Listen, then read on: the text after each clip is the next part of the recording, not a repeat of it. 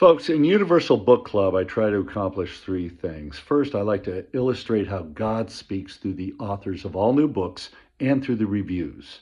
So these are eternal truths, universal themes, words of wisdom.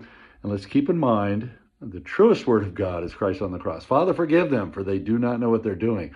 So we see all these stories of broken individuals, broken families. This is how God made us. The paranormal, supernatural, fiction, dreams. Yeah, that's how God made us, all right? Second, I like to point out that you too can learn creative writing just by reading titles and captions and the creative writing from the professionals. Third, you can learn how to speed read by reading the first and last paragraphs of any book review or the book jacket. You capture the essence of the story. If you want to relearn the history in it, read the whole review, okay? Or read the book if you want. Let's go there. Christopher Moore, the comic novelist whose new book is the historical Anima Rising, would have a hard time satirizing the present. The current reality seems so absurd, I don't know how I could send it up. The Sorrowful Mysteries, The Shepherd Children of Fatima and the Fate of the 20th Century, Our Lady. A novelist and journalist examines the enduring power of the Virgin of Fatima. Business books, The High-Tech Military-Industrial Complex. Unit X, How the Pentagon and Silicon Valley are transforming the future of war. Owned, How Tech Billionaires on the right bought the loudest voices on the left. Profits in Persecution, German Big Business and the Nazi Economy and the Holocaust. Atavist, Left Adrift, a new story collection casts a satirical eye on the modern liberal. The Flow Test, Sibling Rivalry. One semi-estranged family is forced to come back together amid a crisis. Hey, didn't we cover many of these stories in the Old and New Testaments? Yes, we did. The Fact Checker, Page Boys, a debut novel, gently lampoons high-minded magazines and the fragile men who work at them. Precious Rubbish, Life in Pictures, an artist turns to mid-century children's comics to help tell her shattering story. Girl on Girl, How Pop Culture Turned a Generation of Women Against Themselves, Damaged.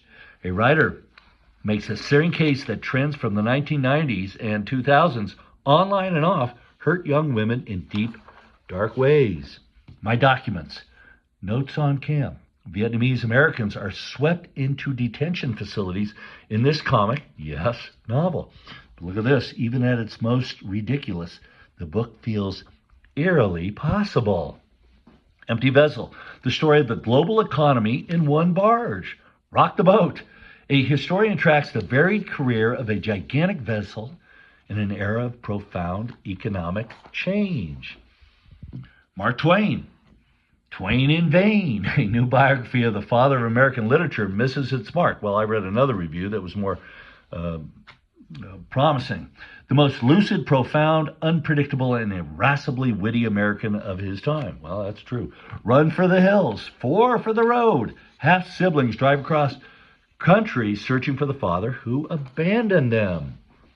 Hunchback, Brain Power. This award-winning novel is narrated by an heiress with a rare genetic disorder and a brilliant, cynical mind. Open Heaven, Crush. Two isolated boys developed an intense, undefined relationship. Exit Zero Stories. Twilight Zone. The stories in this new collection frolic in the nether space between fantasy and reality. Changing My Mind. The Joy of Flex. Great play on words. The novelist Julian Barnes presents an argument for rethinking his previous positions. That's good when people can do this. The Instability of Truth, Brainwashing, Mind Control, and Hyper-Persuasion. Second one, Blazing Eye Sees All. Love Has Won, False Prophets, and The Fever Dream of the American New Age, Cult of Personalities. Two new books use divergent styles to look at mind control, brainwashing, and the outer limits of influence.